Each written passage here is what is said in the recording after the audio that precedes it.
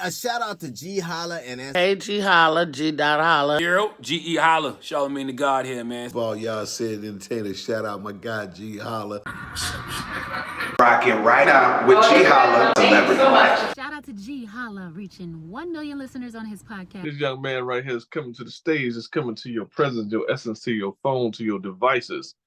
Is a genius, you know what I'm saying? To be able to do what you do and to do it every day and make it successful, you know, you have to start looking at people for who they truly really are, not for what the media want us to be and want us to see. That's cool. Give them people their flowers too, but also give this young man his flowers too as well, or whatever he want. You know what I'm saying? He might want some diamonds. He probably don't want no flowers. Bring some diamonds.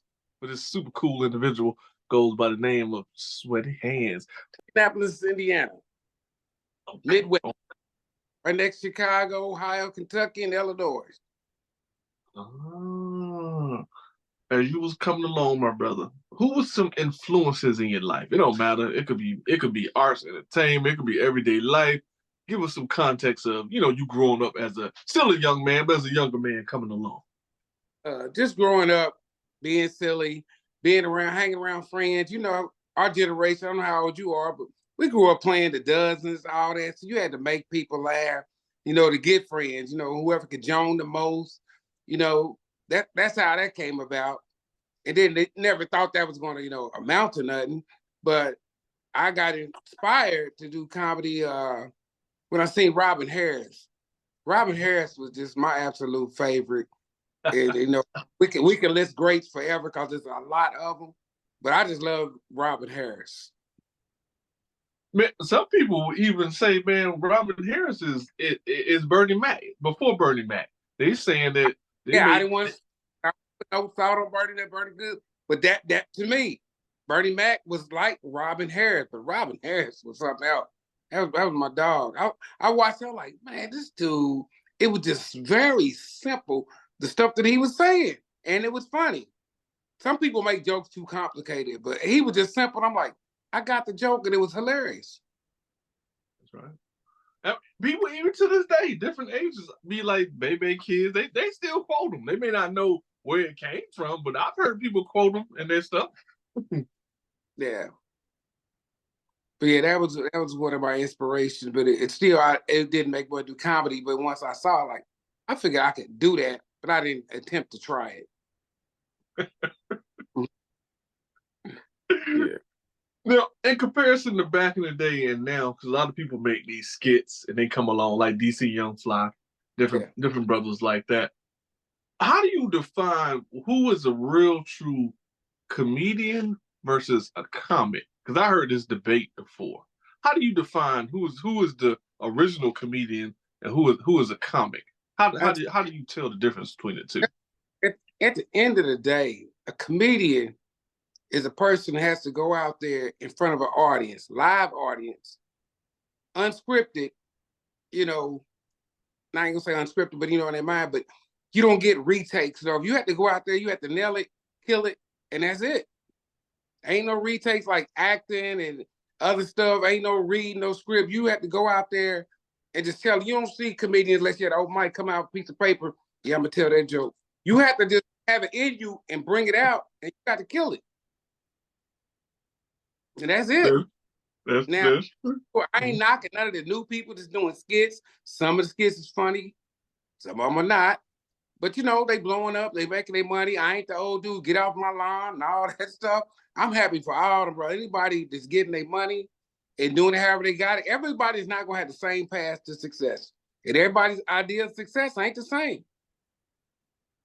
We find that out now. A lot of people didn't want to go, you know, to that island and do some of the things to do to be successful. Like, yeah, I just grind out here on the market. I don't want to do that. You know it was going. We know he's going to end up here. So I just cut to the chase. We're going to end up here anyway. Back at Cat. Ain't no way around it. So it is. Don't you send me no invite for no Diddy party. Exactly. And at this point in time, we can quit saying Diddy party. It did it. He did it. P did it is his new name. P did it. You all right, bro? Oh, well, man, I wouldn't expect it. I wouldn't expect this level of honesty. Yeah. Yeah, I keep it 100.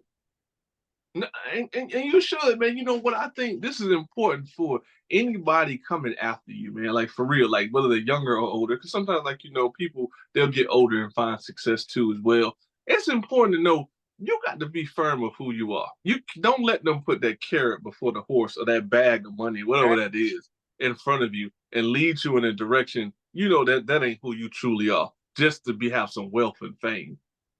Yeah, and I believe we needed what Cat did. Now, all the extra stuff that's been happening after that, because I don't believe that every comedian that put on a dress, took it in the rear end and did that. That's type Cat. Those who put on a dress did, and they did good jobs with it. But I ain't gonna say that everybody put on a dress went that route that other people saying they went. I don't think some of that is acting. I mean, everybody who played a gangster in a movie ain't a gangster in real life. It's acting. Dude was just rapping.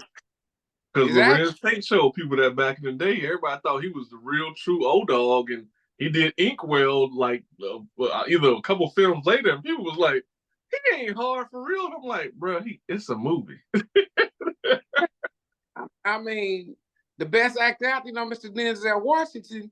I mean, we believed everything he did. I believe he was in The Matrix. He was the man. I believe in whatever movie he was in the Book of Eli. I didn't see Denzel Washington. I seen Eli, and I believed he was blind.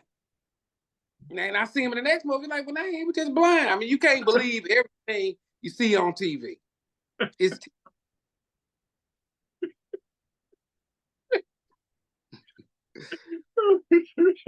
Hey, thank you for breaking that down. Because some people don't know, man. Some people, even with these soap operas and these movies, people still be mad at like Tyler Perry villains. Yeah, they do that for real. I done had people come up to me after my show like, "Was that real? What you said?" It's like, I'm a comedian. Don't take nothing I say. I ain't gonna tell you what's real and what ain't. But everything ain't real. Some of these jokes I just made up. It's somebody else's story. I just told it because it was funny. And just made it in my life. It don't sound good. Hey, this happened to this dude, but I'm gonna make it funny. It don't sound that way.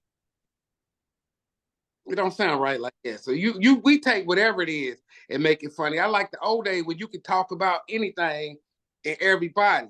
But now sensitivity and all that, and you got to be politically correct. Because when I cracked a joke about P. Diddy, and I never met the man, but I was cracking a joke about P. Diddy, and I said, "No, P did it," and somebody said, "Oh, that's not. You can't say that. We don't know if it's true. You innocent until you proven innocent until they prove you guilty." I said, "That's if you white. If you black, you guilty till you prove your ass innocent." Ask OJ, he had to prove OJ was guilty. He had to prove himself innocent. He had to say that glove didn't fit and some other stuff to prove himself innocent. R. Kelly didn't prove it. You guilty till you prove yourself innocent if you black. I'm just saying, Puffy, if you innocent, prove it. Prove yourself innocent. But it ain't the other way around. Now, Harvey Weinstein, he was innocent till they proved him guilty. Because he white. Just stating fact. No, you're right. And that lets you know who really truly got the real power and influence. It's the people, like you're saying, they get to prove themselves, in that sense. You're right. They're the ones that really got the power. If people really work, like Cat exposing, these people be doing all this and making these moves, and at any given time, white people pull out the big joker and slap it down and say game over. All right, whatever their reason is, we don't want you to be a part of it no more. So they pull out and they start saying you crazy, you own drugs, you did this, you touched somebody, whatever. You don't know what's true and what's real, because there's so much craziness out there, and everybody ain't with it. And it should be. Everybody shouldn't just go along. Some people be against it? Everything. Politics, everything. You should always have an opposition. No, that's true. That's true. How do you feel about? Because I was there that day. Steve Brown, he was in Columbia, South Carolina, and the dude got on stage, and then after that, the whole thing with Will Smith. Like, why do people come to award shows, or why are you coming to a comedy show and you ready to fight the person on stage? What's your take on that? They a little delusional. Why are you there? They want to be you. That man wanted to be a star that night, and Steve was about to let him see some star. Because Steve a Gold Glove, Steve can box. Man, so he got the right dude on the right night. Steve ducked and dived, didn't get hit at all. And Steve would turn the flip on stage. I've been with Steve Brown at Comic View with City Live. Steve would turn a flip and do all that. But you won't catch some of the people around, they might gonna knock you straight out. But these people, we have people like that want to help you, like, I'm helping you out. No, you're not. What you're doing is embarrassing yourself. The marquee got my name up and say me and the dude that's over here drunk that want to help me out. They didn't say none of that. But they think they helping you out. And then when you hurt their feelings too bad, now they want to fight. Don't come to the show sensitive. Or come there to laugh. That's it. If you don't like the joke, don't laugh. That's the rule. If you don't like it, don't laugh. The end. You're right. But somebody say about a dog, you love dogs. Man, that ain't fair. You shouldn't say that about a dog. Lady, these is jokes. If you love your dog, that's great. Don't laugh at the joke. I'm going to move on from the dog and go to something else. But don't come here all sensitive. Because you will get your feelings hurt, and then you're probably going to get joned on and probably put in the wrong place. You might get some hands laid on you. And I ain't talking about church. Different type of baptism. Yes. This. And watch it up front. That's y'all gonna be y'all's first targeted audience. Is the people sitting around the stage. Sit in the back, sit in the dark somewhere. Go sit by the door. Why don't you buy the tickets right by the stage? Because they want to be, if you record, they want to be, I was me in the front row. They want to point themselves out. They want to be the star for whatever reason. That was me to holler that out. They're coming to, I done had to heckle me the show.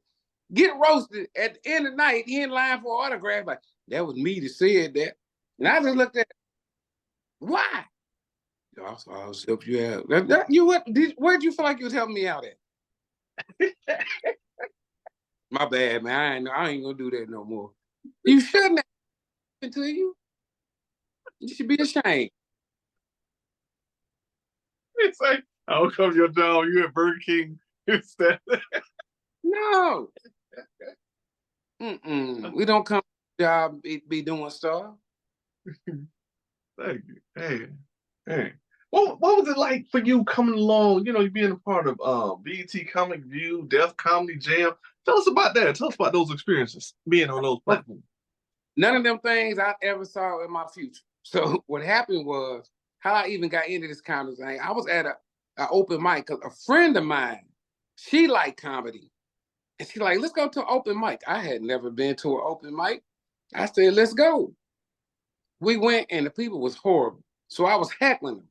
And you'll find out a lot of comedians start out as hecklers. And these hecklers, that's trash, that's weak. And people like, you think you can do better? Get up here. And I'm like, I can do better than that. And so the next week, so I started liking the heckling. So I went. I didn't think I was helping the people out, but none of that. But I went the next week. And they was trash again. And the MC was like, all right, the next comedian coming up, like, he better be funny. I'm going to tear him up. And then he called my name because my friend had signed my name up on the list. She said, I signed you up. You said you could do it. So I did. I got up there, did about 10, 15 minutes, killed it. They asked me to open up for Cedric the Entertainer and Earthquake 2 weeks later. And that's how I got into it. I opened up for Cedric and Earthquake. And got bit by the bug.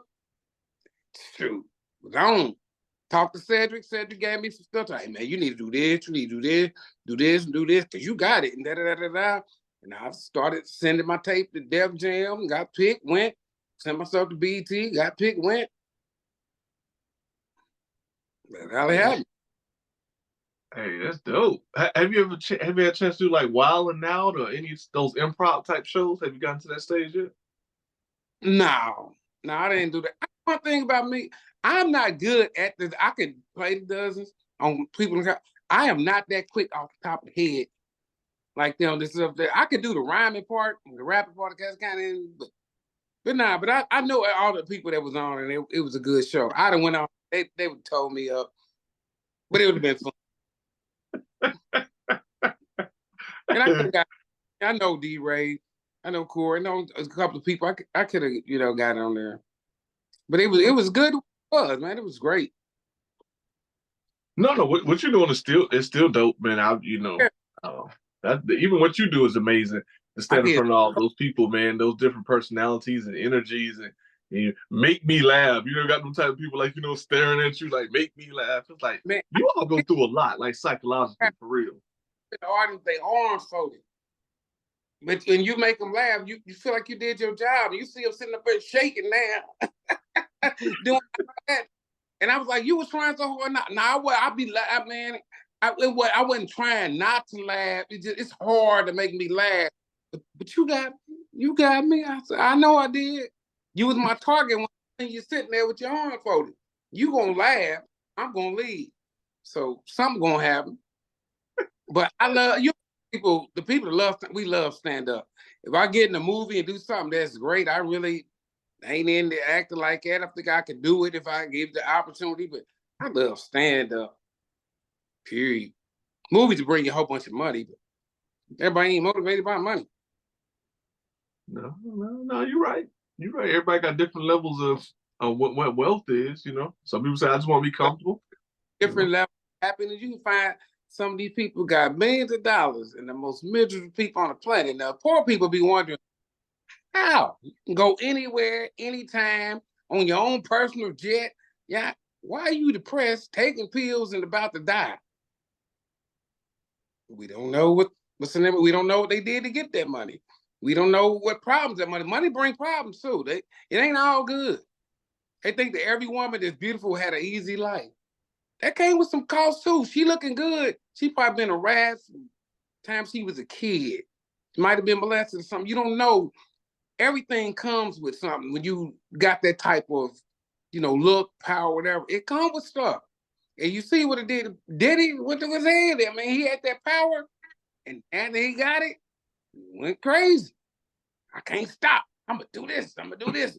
What you gonna do? I'm gonna do this. Now it got a repercussion to it. Okay. I think it went too far.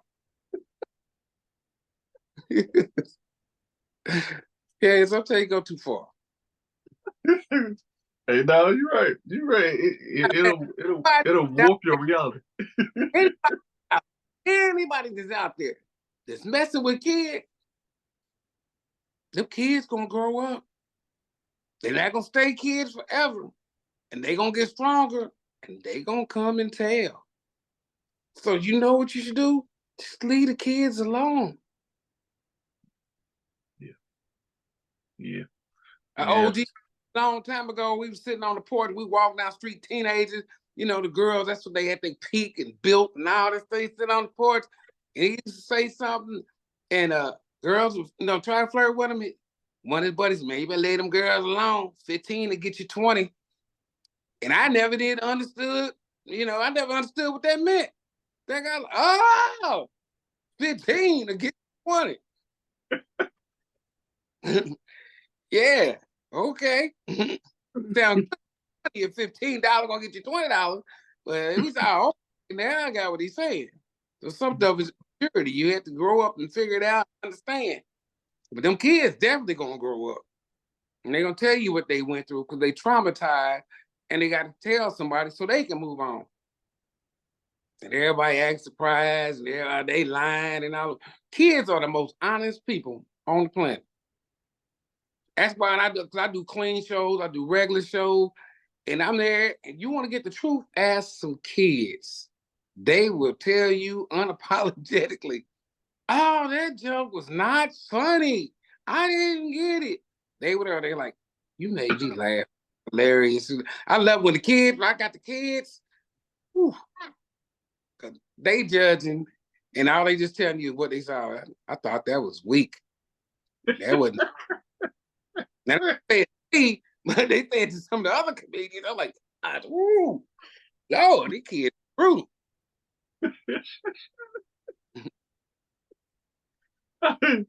Would you be around people like, Linnell and stuff like that? Do your family ever be like, hey, give up my number? Because everybody think that you... No, the like, biggest...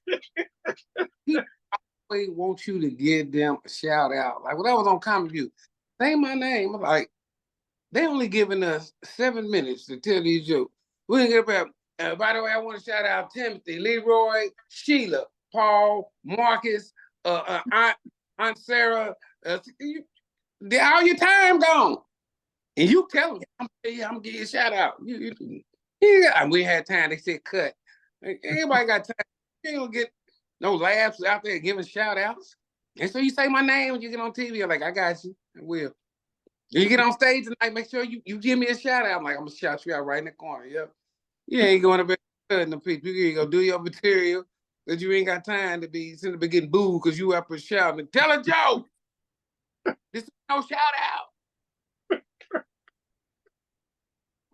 That's what people be thinking. They think we just up there just acting stupid. Now, this is the business. This is our job. We came to do work, do damage. and have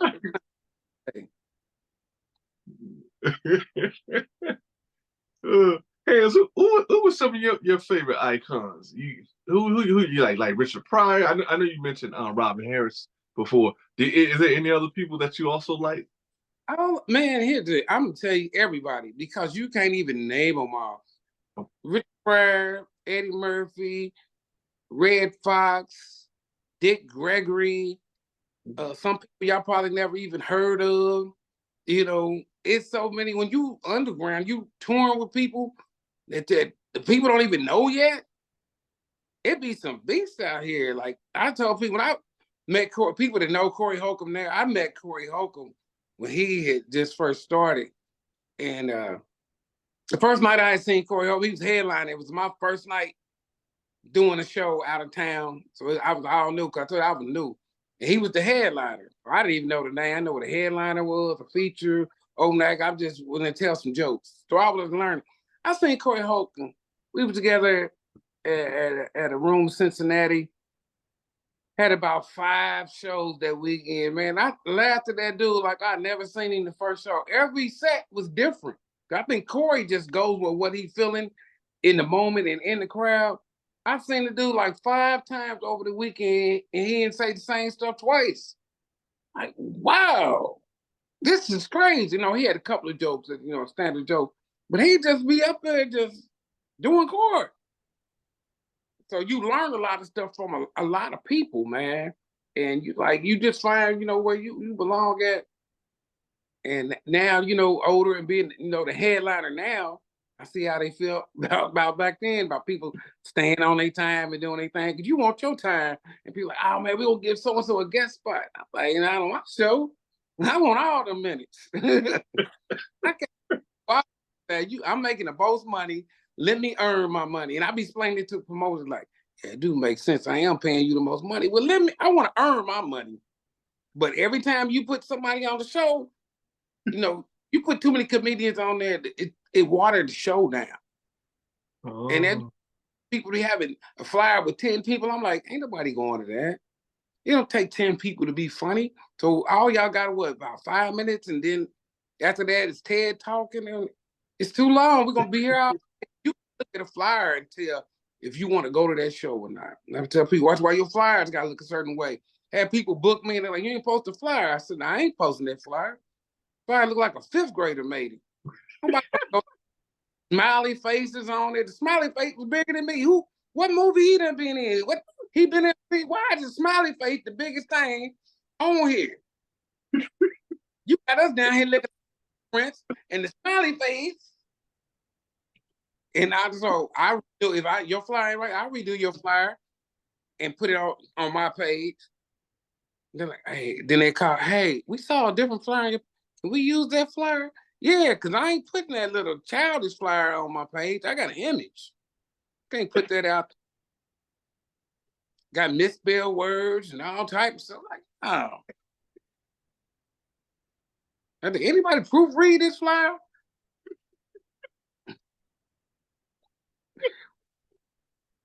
I'm for real, man. This stuff happens. It's so much stuff that happens in this business. That's when you got to really know this is really a business. But you got to take it serious. People like, really, you that petty? Yeah, I'm that petty. I'm not putting your little ugly flyer on there. I'm not putting it. I tell people when they book, like, who on the show? I don't want no more than 2 or 3 people max in front of me.